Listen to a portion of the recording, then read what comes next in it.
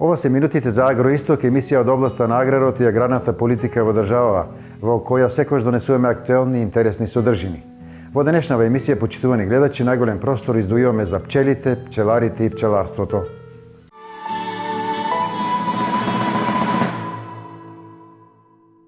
Во Виница неодамна се одржа презентација на пчелните производи преку манифестацијата Денови на медот. Тоа беше повод да поразговараме со неколку пчелари за повеќе теми поврзани со пчеларството. Владините мерки од програмата за рурален развој се поатрактивни за пчеларите во Виница. Дури 19 апликации беа доставени во Агенцијата за развој на земјоделството. Целта е заедничка – проширување на бројот на пчелни семејства и набавка на нова опрема. За проширување на пчелни семејства, за репроцентар, да. Моментално имам околу 100 кошници и тоа сега сум во тек на проширување. Можда, ако не до оваа, наредната година да ги дотерам до барем 150, а можда и 200 кошници. Ова година планирам да заедно 50% да го зголема. Прво да имам производство, па потоа кога ќе имаме готов производ, може да размислуваме за отварање фирми. Пчеларите се помотивирани за производство, кај многумина вредните инсекти стануваат се поинтересни за развој на фамилиарен бизнис, но сепак главната мотивација се субвенциите. Презадоволен. Субвенциите доста помагаат и во самиот развој на пчелните семејства. Да не беа субвенциите, сигурно јас како невработен човек не би можел да стигнам до бројка над 100. Субвенциите секоја година редовно се исплаќаат. За конвенционалните производители актуелните откупни цени се задоволителни, иако во соседството се повисоки за цели 50%, но за органските производители свеста за здрава органска храна се уште не е на посакуваното ниво. Моментално ја продаваме, цената е 300 денари, а јас го продавам лично 350 денари. Пчеларниците што им се најблиско до патот не е препорачливо за тоа што има тешки метали од издувните гасови. 10 до 15% обавезно е помало производство. Почнува да се продава и тоа обично на големо. Ова година го продава некаде од прилика за 5 евра. Можностите за профит во овој бизнис се големи ако се следат модерните трендови и редовно се инвестира во пчелните семејства. Од пчеларските здруженија велат дека пчеларот треба да биде едуциран, да ги следи трендовите и да ја познава технологијата на пчеларење. За поголеми приноси потребно е да се засеат медоносни култури кои го збогатуваат производството на мед и собирањето нектар од пчелите. Оттаму велат дека еден пчелин сандак чини 50 евра и приближно толку е да се купи едно пчелно семејство. Ако добро се работи, 100 сандаци со 100 семејства може да произведат меѓу 2 до 3 тони мед годишно. Интересот за органско производство на мед во последните неколку години не ги привлекува пчеларите како порано, така барем вели статистиката. Нивниот број не е голем, но тие што веќе се занимаваат, така лесно и не се откажуваат. Еден од повозрастните органски производители на мед во Виница е Киро Арсов. Еве на самиот почеток да ни кажете што е причината што ретко некој се задржува на органско производство, а вие сте еден од тие што упорно продолжувате и го зголемувате бројот на органски кошници. Причината е прво што јас сакам да бидам секојаш во природа, и тоа чиста природа, и тоа ме наведе кога дознав дека може и органско да се пчелари, иако сум релативно меѓу помладите како пчелар, не толку големо искуство, и се одлучив на органско производство и мислам дека нема никогаш да се откажам со сите проблеми што се јавуваат во пчеларството, што се однесува и до место за поставување на кошците, место, односно лекови кои треба да се користат, како се друго, се знае дека и тие мора да се лечат од разни болести. Што мора да се користи се органски лекови и на почеток имаше некој страв малку, меѓутоа сега мислам дека никогаш нема да се откажам и дури ќе препорачам на секој пчелар што сака, што има услови прво и што сака да пчелари органска. Значи не само храна, него здрава храна. Буквално здрава храна е медот органски. Колку години сте регистрирани како органски производител и со колку кошници пчеларете во моментот? Па годините некаде 7-8 години, мислам дека е.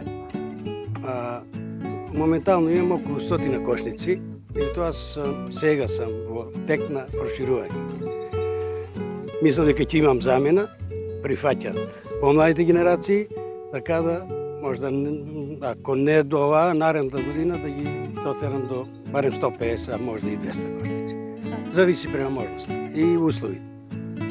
Кои се најбитните разлики во конвенционалното и органското пчеларење и што е она што конвенционалните пчелари ги враќа назад на некој начин, односно не ги тера лесно да се откажуваат од органско пчеларење? Сепак има разлики, така? Разлики има, не би коментирал за тие што се враќаат. Јас за мене ќе кажам лично, начинот на пчеларењето се знае, не треба да се употребуваат никакви сирупи од шеќер или не знам што друго. И јас и кога прихранувам, ако морам веќе да прихранувам со мед од своите пчели. Тоа е едно. Второ, можда секој не може да обезбеди место, оти треба си посебни услови, да нема во близината никакви загадувачи, да нема фабрики, да нема автопатишта, барем 5-6 километра во околината на пчеларниците. Тоа е основното, можда причина за што луѓето се откажуваат. Ама не ви препорачал тие што почнат да се откажат толку лесно. Морат се да пробат и да обстојат. Сега цената е скоро иста. Ако се однесува за цената, многу мала разликата. Луѓето се уште не знам дали не се едуцирани што значи органски мед, што значи конвенционален мед, што не викам дека и конвенционалниот мед не е добар. Меѓутоа, луѓето треба да си одлучат дали ќе се користат конвенционален повеќе или органски.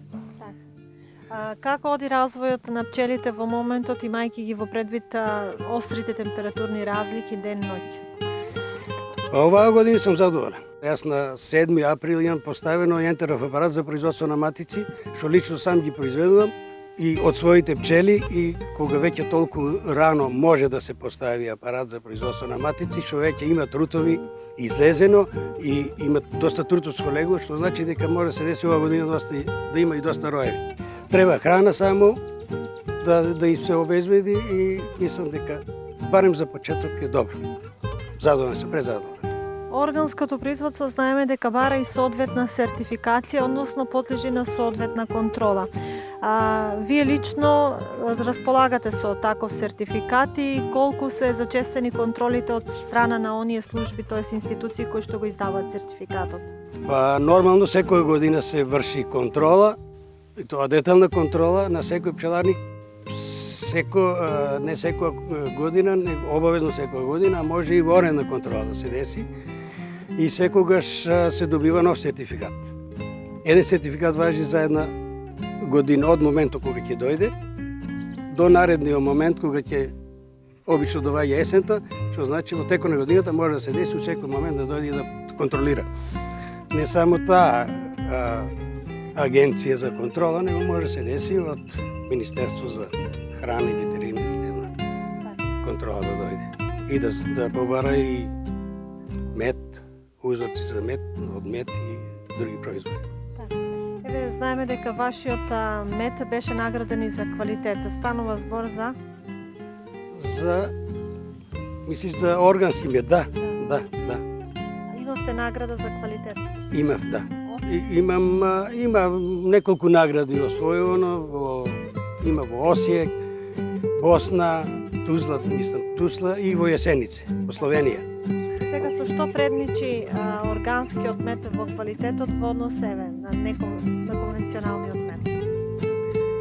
Не знам, тоа малце неблагодарно да споредувам сега, јас споредби да направам, не тврдам дека тие што... Конкретно за Виница, за квалитетот на медот во Виница. Сите тие што ги чуваат пчелите, пчеларниците, што им се најблиско до патот не е препорачливо, затоа што има тешки метали од издувните гасови, поготово на тие дизел моторите. Кај нас се возат се уште стари возила, така да има доста, барем околината на тие патиштата, се уште има доста загадување. Во околината и пошироко. Или ги чуваат близо до населени места, треба да бидат изолирани од населени места што подалеку. Дали генерално земено приносите на мед по пчелна кошница од органска кошница се помали во однос на другите приноси? Да, во секој случај. Колку во просек се движи? За 10 до 15% обавезно е помало производство, помало принос. Затоа се оди на квалитет, а не на квантитет. Квалитет, да. Квалитетот и мора да се користи собствена храна, односно мед. И еве, вие лично како сте задоволни од пласманот на ланската реколта, откупните цени на големо, колку стаса и дали го продадовте медот? Па имам дел продадено, прилично. Сега имам некои количини, се уште, меѓутоа тоа не е веќе количина за страв да не се продаде. Почнува да се продава и тоа обично на големо. Оваа година го продава некаде од прилика за 5 евра по килограм. На големо? На големо, да, за конвенционално не знам колку се продава. А иначе гледам дека на мало се продава скоро иста цена. И какви се вашите планови за понатамо, проширување на производството, која е вашата стратегија во тој дел? Да, планирам проширување на производството, тоа уште мината година го планирам, меѓутоа не ми одговараше годината некако, немав успех во тоа. Оваа година најверојатно ќе иде на поголемо проширување, барем 30-40% ќе изголем. Сигурно.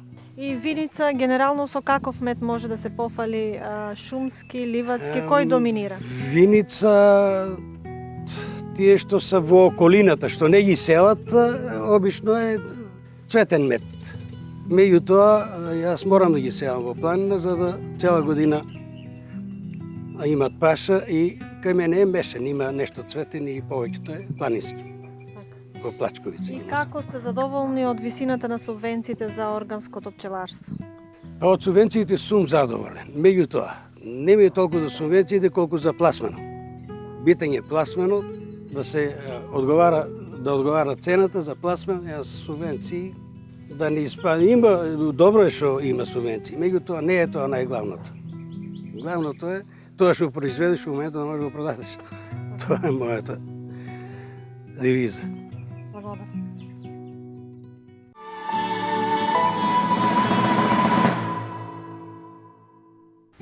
А пчелари и пчели има и во Пробиш-Типско-Зетовскиот крај. Во убавиот амбиент на селото Древено, во близина на Лесново, се сретнавме со младиот пчелар Дарко Раче Даниловски. Почитувани гледачи, еве во селото Древено се наоѓаме на пчеларникот на овој млад пчелар кој што изминатите 3-4 години се обидува да навлезе во тајните на пчеларењето. Со колку пчели започнавте и дали имавте учител, односно ментор? Па јас во почетокот првата сезона стартував со 10 пчелни семејства. Имав ментор, да, Бранко, тука мојот комшија Илија. И во почетокот во стартот ми помага, зет ми е пчелар исто така ми помага и постепено почнав да ги совладувам основните техники. Што заклучивте од овие неколку години? Дали ова е тешка работа или може да се научи пчеларење? Па секако дека може да се научи, нормално, не е ништо тешко. Има некои основни техники кои треба да се научат, така да не е ништо тешко. Да. Која е најтешката работа во пчеларењето? Па во пчеларењето селидбеното. Кога дојде време за селење, за ротирање, за развивање, за проширување, тука има доста работа пчеларот, ако не одработи на време, може да дојде до загуба, до роење. Тоа е загуба за секој пчелар. Што е оно што ве натера да започнете со пчели? Па голема љубов спрема пчеларството. Сметате ли дека ќе имате некој приход од нив? Па се надевам годинава дека ќе имаме добар приход. Некој овој терен каков е? Дали е добар за пчеларење или? Наоѓаме на 600 метри надморска височина. Па овој терен после 15 јули доаѓа до сушен, така да после тој термин треба да се оди на следбено пчеларење. Со работите во Силиденото пчеларење? Да, нормално. Секако. Дали е скапа инвестиција пчеларење? Нормално, секој треба да се вложи, да се купи материјал, сандаци, рамки, восоци, пчели, да се дојде до одредена бројка и после да се очекува добри приходи. Што покажуваат резултатите изминатите години кај вас? Дали имаше доволно мед или? Па ланската година на некој имавме слаб развој, потоа имавме многу голема суша. Претходната година нешто добро беше, па имаше врнени, така да сега за сега се надеваме нова година. Планирате да го зголемите овој број? Да, секако. Планираме се уште. Кој ви помага во околу работата овде? Па моментално сам ги работам. До сега можам да ги совладувам. Без проблем. До 100. Потоа ќе видим. Ќе тражиме помошник. Субвенциите, што ќе кажете? Па субвенциите се добра работа, барем тоа што се вложува во пчелата се покрива трошокот. Да, медот останува така чист на пчеларата.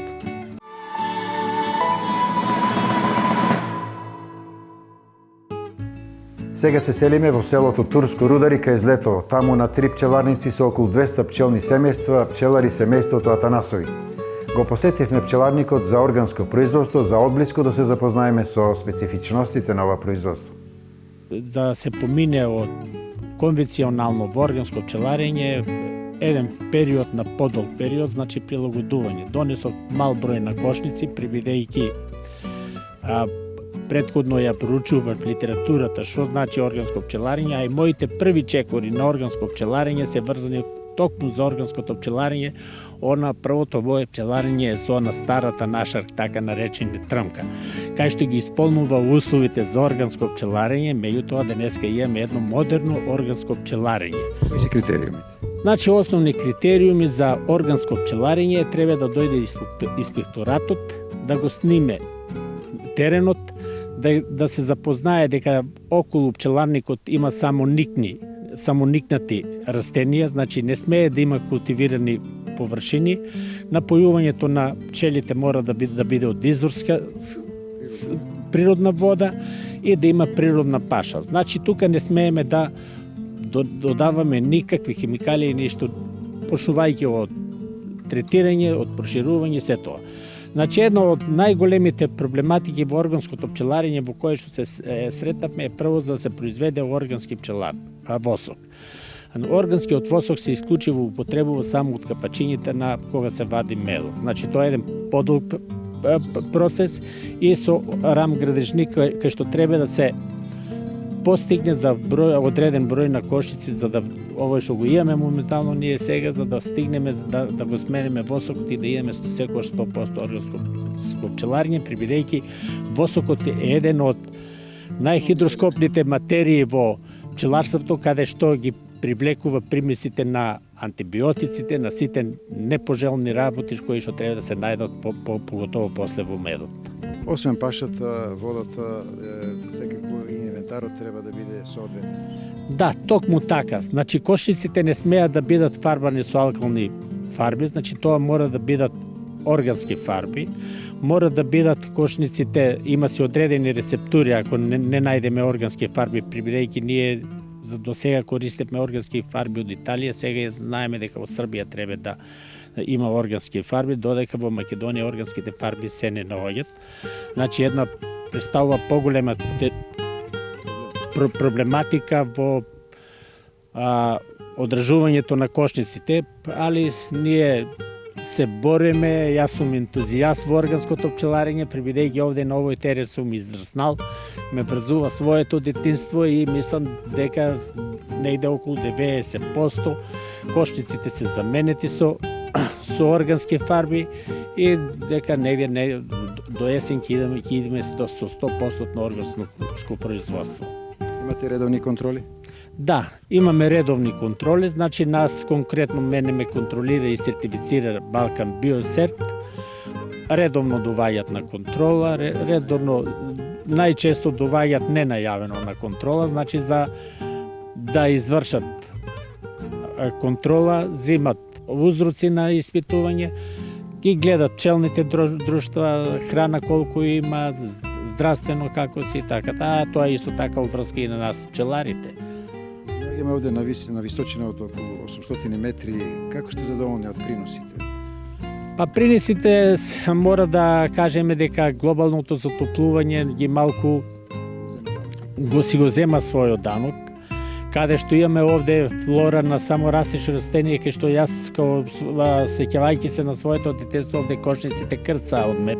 Меѓутоа, во последно време се намалуваат количините на производство, но со најновите техники на пчеларење, применување и со добро следење на пчелните друштва, па успеваме да на некое задоволително ниво, така да кажам да економски некако ги покриеме трошковите што доаѓаме овде. Има ли интерес за ова органско производство во последно време?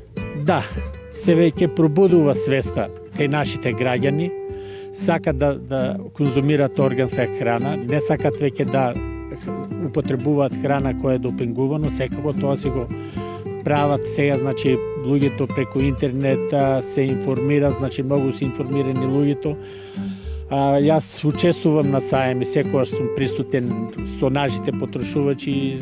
Моја обврска како производител на органско пчеларење, објаснувам што е тоа органско пчеларење, во што е разликата помеѓу конвенционалното и органското пчеларење, што смее да се употребува во конвенционалното пчеларење, додека во органското пчеларење тоа не смее да се употребува. Така да овде е оставено на самата природа. Значи, овде производите кои што ќе ги собереме ние, дали тоа ќе биде цветен прав, значи негде за недела дена овде кошниците ќе добијат за собирање на цветен прав, а нектарот кој што ќе го собереме, прополисот кој што ќе собереме, тој не смее да биде, да нема никаква ни тронка од примеса од антибиотици или некои други загадувања. Затоа е овде избрана локацијата кај што ги исполнува таквите услови за органско пчеларење и затоа јас пчеларам тука со органско пчеларење. Имате пчеларници на 3 локации, како успевате сето тоа да го постигнете? Да, токму така, пчеларството Атанасови, значи се занимава со пчеларење со подолги години, значи јас лично имам негде околу 40 години работно искуство околу пчеларење, меѓутоа секогаш сам не се постигнува никогаш. Имаме, значи фамилијата е составена од мојата сопруга, дипломиран правник, 2 магистри се уклучени таму, значи комплетно фамилијата е уклучена во пчеларењето. Во главном јас се занимавам со органско пчеларење, останатите мои членови од фамилијата под моје менторство се занимава со конвенционално пчеларење. Значи пчеларството Атанасови има 2 конвенционална пчеларника и 1 органски пчеларник. Па негде поделбата е равномерна. По 110 кошници имаме конвенционално и 110 органско пчеларење. Значи негде укупно околу 220 кошници кои што пчелариме, тоа е едно оптимално пчеларење кое што можеме ние во овој момент да ги обслужиме тие пчелни семејства и да ги изработиме. Освен пчелни производи, дали евентуално произведуват и матици за оние заинтересирани пчелари? Да, токму така, моето искуство, моето знање дозволува да се јас занимавам со производство на роеви, дозволува да се јас занимавам со производство на матици, собирање на полен, собирање на прополис, значи сите пчелни производи кои што може од пчелното друштво да се извадат, ги вадеме, имаме знаење, имаме познавање и ги запазуваме сите стандарди. Едино проблематика во која што не вадиме моментално е само пчелен отров, али не значи дека не сме обучени за таа област. Значи во иднина кога ќе најдеме купци, кога ќе имаме странки за да го откупуваат, бидејќи за сега нашите фармацеутски индустрии се уште не го откупуваат пчелниот отров, некои си прават само филмови, така да кажам, меѓутоа јас не навлегувам во такви филмови, само ги имам поминато обуките, а инаку овде еден од основните услови исто така ги исполнува за пчеларење, за вадење на пчелен отров, каде при вадењето на пчелен отров пчелите стануваат многу агресивни, а овде нема што да нападнат, нема кого да оштетат и така да имаме услови, имаме знаење, имаме познавање, меѓутоа нешто за да го произведуваш, мораш прво да размислуваш и каде треба да го продадеш. Потврда за тоа дека се наоѓаме во природен амбиент е и ова желче кое се наоѓа во близина на пчеларникот за органско производство на господинот Бранко.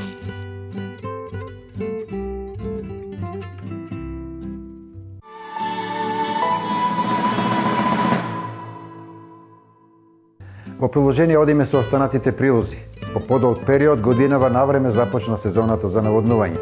Дали конечно ќе нема гужви и кошкања по нивите, останува да се види. Водостопанското предпријатие подружница Брегалница Кочани започна со испорака на вода од хидросистемот Брегалница низ атарите на полињата во Кочанско. Водата е пуштена најпрво на површините подготвени за сејдба на оризот во атарот на селата Оризари и Градовци. Ја пуштаме вода во Оризари и во Градовци. Со тоа веќе значи се држиме на тој план. За пофалба и тоа што пред веќе недела време на 9 пуштевме и во Зрновци. Според она кај што одевме средба со водокорисници, заедно со нив значи ги договоривме термините кога да пуштиме вода и ќе се држиме кон нив, нема одложување. Земјоделците веќе се со механизација по полињата и по нивите обработуваат. Полето е, како што можевме да видиме викендот, чадеше од сите страни со механизација и се надевам дека нема да има никаков проблем. 25 некаде Крупиште, значи 25 ставивме плакати дека пуштаме во Крупиште вода, со тоа значи овој целиот дел ќе го покрием. Прв пат еве вака да фатиме све на време, сите скоро канали вади се ичистени. Верувам дека не може да стигнеме секаде, меѓутоа кон тие што се придржувавме најбитните ги средивме и најбитно ни е да бидат задоволни самите водокорисници. Значи ако користиме домакински нема да има никаков проблем. Со самите средби со водокорисници по села во местните заедници ги едуцираме на некој начин дека треба да склучуваат договори годинава, ќе има мешовите комисии од цела Македонија од водостопанство, ќе оди на терен да вршат увид и санкциите се големи. Благодарение на овие значи средби со водокорисници веќе доаѓаат, склучуваат, еве користам и ова можност да апелирам до сите наши водокорисници да доаѓаат во канцелариите во Кочани, Штип и Свети Николе, да склучуваат договори. Потребно е само имотен лист и тоа фотокопија, потребна лична карта и изјава да колку не ја користат на нивно име, односно ја користат на некој кај што не е решена правно имотна односи. Тоа е се средува многу брзо договорот, се образуваме ние со наши обврски према нив, да ги испочитуваме и мислам дека на тој начин ќе ставиме ред. Годинава ќе бидат наводнувани 9000 хектари во атарите на општините Виница, Кочани, Штип и Свети Николе, од кои 5000 хектари се под ориз. Во Кочанско површините под ориз годинава заваќаат 3500 хектари. Гоцев додава дека сите канали навреме се исчистени и дека во акумулацијата Калиманци има доволно вода за извршување на целата наводнителна сезона, а на располагање стои и акумулацијата Градче. Од направените средби со водокорисниците, Гоцев истакнува дека поголем дел од земјоделците веќе склучија договор со водостопанство од Кочани за испорака на вода во годинешната наводнителна сезона, со што се обврзуваат и да си го подмират долгот за искористената вода.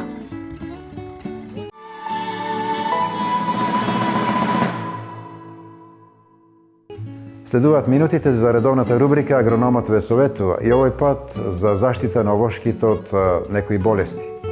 Освен монилијата, и ервинијата, сачменката, пепелницата и сипаницата се доста опасни за овошките во овој период од годината, особено за насадите на кои не е направено подготвителна зимска заштита и кроење. Друга болест која сега е многу опасна исто така напада е ервинијата. Исто и таа треба да се штити. Ервинијата повеќе напаѓа јаболчасто овошје и тука спаѓа јаболката и крушката и дуњата. Сачменката исто опака болест, сипаницата, така да во овој период сите тие се економски опасни болести кои доколку не бидат на време заштитени, по насадите може да бидат доста кобни, посебно кај истоштини насади кои не се одгледувани, кои не се преку зимата добро искроени, одрезани, бидејќи ако со резидбата добри устручени овоштари кои знаат да кројат, болестите 90%, 100% тешко може да ги уочат, меѓу 90% се уочи, така например пепелница, се видливи се старите заразени од пепелница, од монилија, они се сушени исто се видливи од ервинија исто така. Така да со самото кроење би требало да бидат исфрани. Доколку не се, треба сега да си направат корекција, тоа се добро гледа. Значи во овој период, како што спомнавме, монилијата, пепелницата кај јаболката, веќе кои имаат овошки по дворовите, ќе имат приметено и монилијата имат кај приметено, бидејќи цветењето е завршено, а за сливата малку подоцна, тоа ќе биде последна недела. Кај праската мора да спомнеме оваа тафрина деформансија, вика или накадрување на листите на праската. Луѓето доста знаат, кај нас не знаат, избегнуваат да прскат, меѓу другото листовите скроз се накадрат и отпаднат, така да може да дојде до исфрлање на сите плодови, меѓу другото може да дојде до угинување на стеблото, доколку не се изврши интервенција. така да, како што спомнавте, во овој период овие заштитни мерки се неизбежни. Многу важно овој период е и правилна заштита со правилни препарати и задолжително во консултација со агрономите, велат тие. И многу битно да спомнам дека не е само да се врши заштита, заштита треба да се врши со соодветни средства, меѓу другото и покрај соодветните средства мора да биде запазена фазата на развој. Бидејќи сега што може, ако се направи пропуст, после тешко може да се коригира. А сега ако се бидат заштитени, после не е проблем, може да се врши корекција, листи, вошки, црв кај вошките, сега дали ќе биде сливов црв, дали ќе биде јаболков црв, тие се повеќе генерации. И сега да напомнеме дека има многу голема заблуда, голем дел од земјоделците кажуваат дека имат извршено заштита во цветот, а плодовите им се црвливи. Да им спомнам дека овој црв сега што е и црвот во плодовот немаат ништо заедничко, тоа се две различни секти. Сега е сливова осица или трешова мова и така натаму, тие имаат само една генерација и се јавуваат во овој период и напаѓаат плодови кои се заврзани. Така да, доколку немаат од цветојот проблем, доколку немаат листи и вошки сега, не мора да стават инсектициди право од цветот, може да чекаат у пресветувањето, така да у тој случај нема да имат опасност пчелите да бидат отровени, а со фунгицидите што се однесува за овие болести се безбедни, пчелите не се отровени, така да нема никакви последици. Средства има голем број на средства, јас ќе напомнам неколку, кои се Сигнум, Цезар, Хорус, тие се систематични средства и се добри за монилите во овој период, кои делуваат на ниски температури. Иначе за другите болести веќе имаме Титан, Агрозеп, Манкозеп и така натаму. Има огромен број на средства, така да комбинацијата кога ќе треба да се одреди, прво мора да каже самиот производител кај аптекарите, бидејќи во аптеките работат агрономи и искусни агрономи се. Ќе кажат што треба да прскат, што сакат да прскат, а агрономите ќе им определат која комбинација и со што за да им биде успешно, бидејќи на секој еден аптекар или на еден стручњак ќе му биде горест да на клиентот му бидат заштитите овошките. Тоа е на некој начин лекар за растително производство. Уште не запомнам, многу е битно времето на прскање. Да спомнам уште еднаш дека кај сливите да прават грешка, чекаат да бидат прецутени. Прецутувањето за сливовата овца да, за монилијата е касно. Тогаш само ќе лечи монилијата, спомнавме, наблегува преку цветот, преку толчникот и исклучиво тука се врши заразата. За пример може да видат дека растенија, култури кои не се родени, кои не се народ, немаат монилија воопшто. Така да и тоа ќе им биде друго. Да им биде јасно дека нешто порано се дешава, нека проверат и сите им се дешило кои има овие култури, дека цветовите оно подсветањето за една недела се сушат. И стоат и ова година ако не се отстранени, долго време стоат и тие главно вршат таа зараза. Значи ако на време не се враќат овошката повторно до цвета, па да биде заразено. Значи нешто понапред се дешава, а тоа се дешава во цветот. Ја мислам дека на кратко, но доста доволно го објасниме тоа за да бидат луѓето задоволни и да имаат представа што е што. Исто така, сега треба да се заштитат и житните култури од разни плевели, подсетуваат агрономите.